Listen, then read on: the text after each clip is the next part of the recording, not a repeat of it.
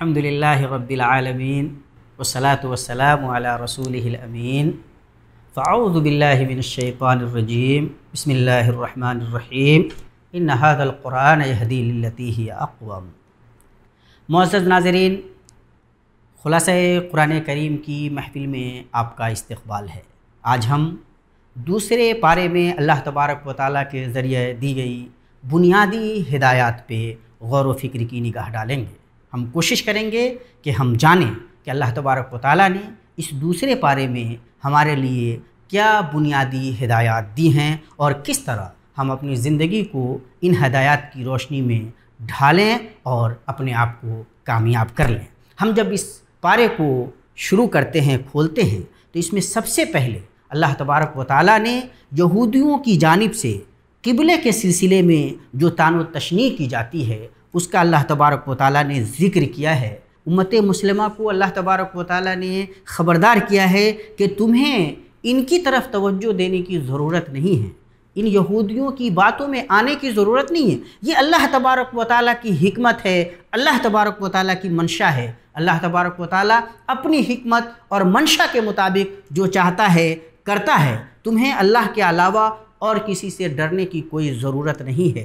اللہ تبارک و تعالیٰ کے علاوہ کوئی تمہیں کوئی بھی نقصان نہیں پہنچا سکتا ہے۔ تمہیں دوسروں کی خواہشات کی پیروی نہیں کرنی ہے۔ اللہ تبارک و تعالیٰ کا جو حکم آ گیا ہے اس حکم کو ماننا ہے اور یاد رکھنا ہے کہ پہلے اگر تم کسی اور قبلے کی طرف رخ کر کے نماز ادا کر رہے تھے تو اللہ تبارک و تعالیٰ تمہاری نمازوں کو ضائع کرنے والا نہیں ہے۔ اللہ تبارک و تعالیٰ زیادہ بہتر جانتا ہے کہ کب کیا حکم نازل فرمانا ہے، اور تمہاری ذمہ داری یہ ہے کہ غیروں کی باتوں میں آئے بغیر تم عمل کرتے رہو۔ ساتھ ہی اللہ تبارک و تعالیٰ نے امت کو یہ بتلایا ہے کہ ہم نے تمہیں بقیہ تمام امتوں پہ فضیلت دی ہے۔ وَكَذَلِكَ جَعَلْنَاكُمْ أُمَّةً وَسَطًا، ہم نے تمہیں خیر امت بنایا ہے اور خیر امت کی ذمہ داری تمہیں بہرحال ادا کرنی ہوگی۔ اس پارے میں اللہ تبارک و تعالیٰ یہ بتلاتا ہے کہ استقبال قبلہ کا جو حکم آیا ہے وہ اپنے آپ میں اہم ہے، اور اس حکم کے مطابق عمل کرنا ایمان والوں کی ذمہ داری ہے۔ لیکن یہ بات یاد رکھنی ہے کہ استقبال قبلہ کے ساتھ ساتھ دل کی دنیا کو آباد کرنا، تطہیر قلب و نگاہ کا سامان کرنا، یہ بہت ضروری ہے۔ تزکیے پہ دھیان دینا یہ بہت ضروری ہے کہ آپ کے دل کو بہتر بنا کر رکھنا ہے، اس میں کوئی گندگی نہیں آنے دینی ہے، کوئی میل نہیں آنے دینا ہے، اور اللہ تبارک و تعالیٰ کے لیے خالص عبادت کرنی ہے۔ قبلے کے رخ کو بدلنے کا معاملہ اللہ تبارک و تعالیٰ سے جڑا ہوا ہے، اور یہ حقیقت اہل ایمان کو یاد رکھنی ہے۔ ساتھ ہی یہ حقیقت بھی بتلائی گئی ہے اس پارے کے اندر کہ انسان جب زندگی میں آیا ہے تو پریشانیاں اس کی زندگی کا حصہ ہوں گی۔ ایمان والوں کی ذمہ داری کیا ہے؟ ایمان والوں کی ذمہ داری یہ ہے کہ وہ اللہ تبارک و تعالیٰ سے مدد طلب کریں گے۔ وَاسْتَعِینُوا بِالصَّبْرِ وَالصَّلَاةِ، دو بڑے ہتھیار اللہ تبارک و تعالیٰ کی طرف سے ہمیں دیے گئے ہیں جن کا ذکر اللہ تبارک و تعالیٰ نے اس پارے میں کیا ہے، صبر اور نماز۔ یہ دو بنیادی ہتھیار ہیں ہمارے پاس جن سے ہم ہر طرح کی صورتحال کا مقابلہ کر سکتے ہیں، اللہ تبارک و تعالیٰ سے ہم مدد مانگ سکتے ہیں۔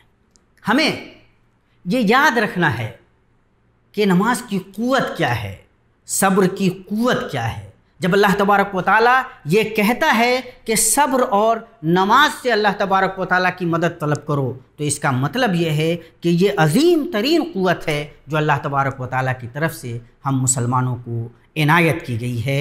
ہمیں اس قوت کی اثر خیزی کا ہمیشہ خیال رکھنا ہے، ذہن میں یہ بات رکھنی ہے، اور رشتہ اللہ تبارک و تعالیٰ سے جوڑ کر رکھنا ہے، حالات کا مقابلہ کرنا ہے۔ کوئی غلطی، کوئی الٹا سیدھا خیال اپنے اوپر حاوی نہیں ہونے دینا ہے۔ اللہ تبارک و تعالیٰ اسی پارے میں صفا اور مروہ کا بیان فرماتا ہے، اور اللہ تبارک و تعالیٰ کہتا ہے کہ یہ اللہ کے شاعر ہیں، انہیں دیکھ کر ہم اپنا رشتہ اللہ تبارک و تعالیٰ سے اور مضبوط جوڑتے ہیں۔ ساتھ ہی ان شاعر کو بیان کرنے کے ساتھ اللہ تبارک و تعالیٰ اس پوری کائنات پہ غور کرنے کی ہمیں دعوت دیتا ہے۔ یہ جو رات و دن کا اختلاف ہے، یہ جو اللہ تبارک و تعالیٰ نے پوری کائنات بنائی ہے اور کائنات کے جو یہ مظاہر ہیں ان پہ اللہ تبارک و تعالیٰ غور کرنے کی دعوت دیتا ہے، اور یہ دعوت ہم تمام انسانوں کے لیے ہے کہ ہم غور کر کے دیکھیں کہ ایسی منظم کائنات کیا اللہ تبارک و تعالیٰ کے علاوہ کسی اور کے بس کی بات ہے؟ اگر ایسی بات ہے کہ یہ کائنات اللہ تبارک و تعالیٰ کی، یہ منظم بہترین کائنات اللہ تبارک و تعالیٰ کی بنائی ہوئی ہے، تو پھر کیا اللہ تبارک و تعالیٰ پہ ایمان ہی ہمارا شیوا نہیں ہونا چاہیے؟ کیا صرف اسی ایک اللہ تبارک و تعالیٰ کی عبادت ہمیں نہیں کرنا چاہیے؟ ساتھ ہی اس بارے میں اللہ تبارک و تعالیٰ نے ایک بڑی اصولی بات بیان فرمائی ہے، اور یہ اصولی بات کیا ہے؟ یہ اصول قصاص کا اصول ہے۔ کہا گیا ہے کہ قصاص میں زندگی ہے، وَلَكُمْ فِي الْقِصَاصِ حَيَاتٌ، اے اہل عقل و خرد تمہارے لیے قصاص میں زندگی ہے۔ ظاہر ہے کہ اگر کسی انسان کو یہ پتہ ہو کہ اگر وہ کسی کو نقصان پہنچائے گا، کسی کی جان لے گا تو بدلے میں اس کی جان لے لی جائے گی، تو ایسا آدمی کسی کی بھی جان لینے سے پہلے 1000 مرتبہ سوچے گا۔ گویا یہ ایک ایسا منظم بہترین اصول اللہ تبارک و تعالیٰ کی طرف سے انسانوں کو دیا گیا ہے کہ اگر اس اصول کو، اس قاعدے کو نافذ کیا جائے تو انسانی معاشرے کی بہترین انداز میں حفاظت کی جا سکتی ہے۔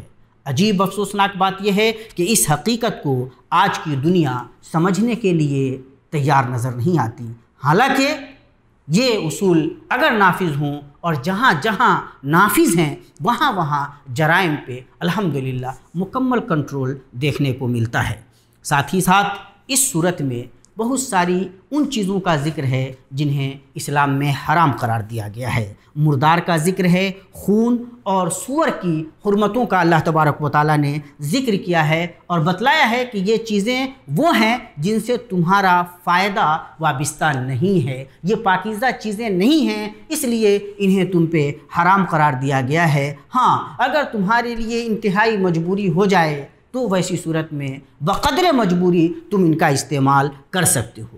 جاننے والی بات یہ ہے، اور ہم رمضان المبارک کے مقدس مہینے میں ہیں، رمضان المبارک کا مقدس مہینہ ہم پہ سایہ فگن ہے، اس میں اللہ تبارک و تعالیٰ نے اس بارے میں رمضان المبارک کے مہینے کا اور ان سے متعلق احکام کا اللہ تبارک و تعالیٰ نے ذکر کیا ہے، روزوں کا اللہ تبارک و تعالیٰ نے ذکر کیا ہے اور بتلایا ہے کہ یہ روزے تم پر ایسے ہی فرض کیے گئے ہیں جیسے تم سے پہلی امتوں پہ فرض کیے گئے تھے تاکہ تم تقوی شعار ہو سکو۔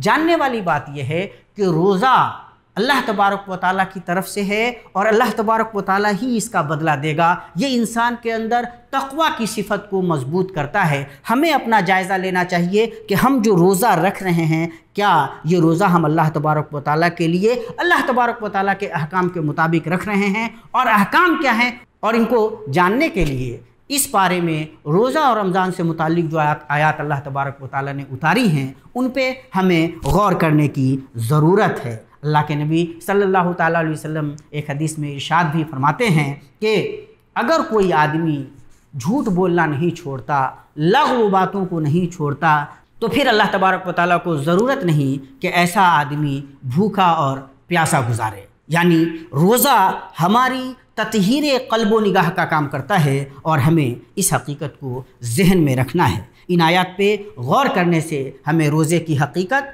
اور اس کا جو اثر ہماری زندگی پہ لازمی طور پہ آنا چاہیے ہمیں اس کا پتہ چلتا ہے۔ ساتھ ہی اس بارے میں اللہ تبارک و تعالیٰ نے عظیم رکن اسلام کا جو حج ہے اس کے احکام ذکر کیے ہیں۔ عملی احکام اللہ تبارک و تعالیٰ نے لگ بھگ پورے طریقے سے اس پارے کے اندر بیان کر دیے ہیں کہ عملی طور پہ حج کرنے کی پریکٹیکل شکل کیا ہوگی، عملی صورت کیا ہوگی، اللہ تبارک و تعالیٰ نے اسے اس پارے کے اندر بیان فرمایا ہے۔ جو لوگ حج کرنے کا ارادہ رکھتے ہیں یا حج کو جاننا چاہتے ہیں انہیں اس پارے میں موجود ان آیتوں پہ غور کرنا چاہیے، مطالعہ کرتے وقت، تلاوت کرتے وقت تفسیروں سے بھی رجوع کرنا چاہیے اور جاننے کی کوشش کرنی چاہیے۔ پھر اللہ تبارک و تعالیٰ نے اس پارے کے اندر نکاح، طلاق، رضاعت اور عدت وغیرہ کے احکام جو گھریلو زندگی سے بہت زیادہ وابستہ ہیں، ان احکام کا اللہ تبارک و تعالیٰ نے ذکر کیا ہے۔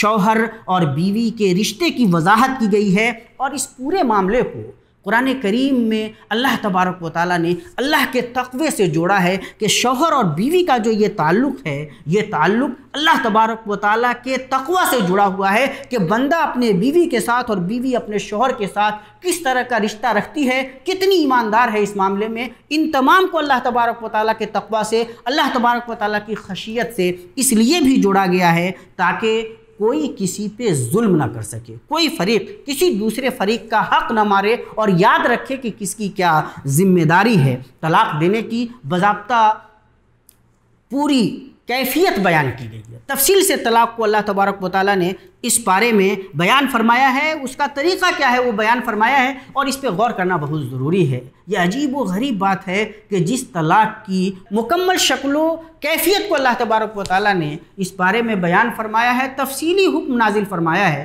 اس بارے میں مسلم معاشرہ عجیب و غریب افراط و تفریط کا شکار ہے، اور اس کی وجہ سے پورا معاشرہ تباہی و بربادی کے کنارے کھڑا نظر آتا ہے۔ ان آیات پہ خاص طور سے غور کرنے کی ضرورت ہے، اور ان پہ توجہ دینے کی ضرورت ہے۔ ان سے ہمیں پتہ چلتا ہے کہ اللہ تبارک و تعالیٰ نے یہ نظام کیوں رکھا ہے اور ہمیں کس طرح عمل کرنے کی ضرورت ہے۔ ساتھ ہی اس کے اندر انہی آیات سے جڑی ہوئی وہ آیات بھی ہیں جن کا تعلق زن و شو کے باہمی رشتے سے ہے۔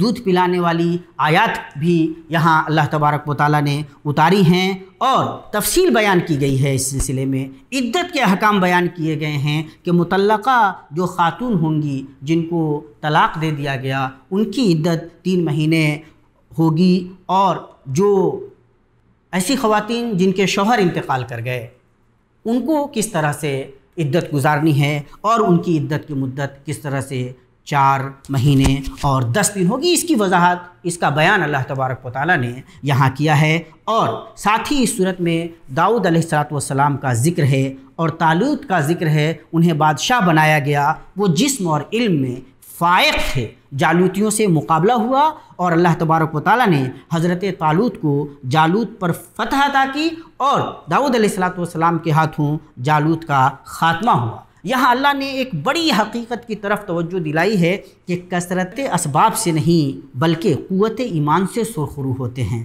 کم من فئۃ قلیلۃ غلبت فئۃ کثیرہ، چھوٹی تعداد ہو لیکن ایمان کی قوت ہو تو یہ ایمان کی قوت بڑی تعداد پہ غالب آ جاتی ہے۔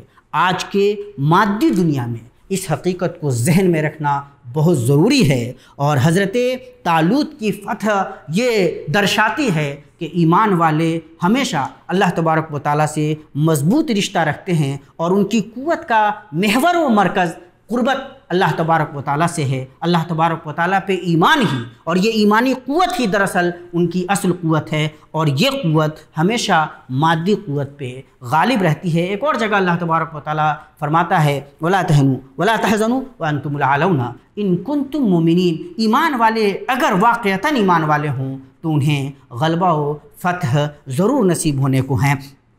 اسی لیے ایمان والوں کو سدا اللہ تبارک و تعالیٰ سے لو لگا کر رکھنا چاہیے، اور فتح و کامرانی کی دعا بھی کرنی چاہیے، لیکن بنیادی طور پہ یہ جو ایمان ہے، اس ایمان کی حقیقت اور اس کی عظمت کو ذہن میں رکھنا ہم ایمان والوں کی ذمہ داری ہے۔ قرآن حکیم میں اللہ تبارک و تعالیٰ یہ جو واقعات احکام بیان فرما رہا ہے وہ اس لیے ہے کہ ہم ان احکام پہ عمل کریں اور اپنی زندگیوں میں روشنی بھر لیں۔ اللہ تبارک و تعالیٰ سے دعا ہے کہ اللہ تبارک و تعالیٰ ہمیں یہ توفیق دے۔ اقول قولی ھذا واستغفر اللہ لی ولکم ولسائر المسلمین فاستغفروہ انہ ھو الغفور الرحیم۔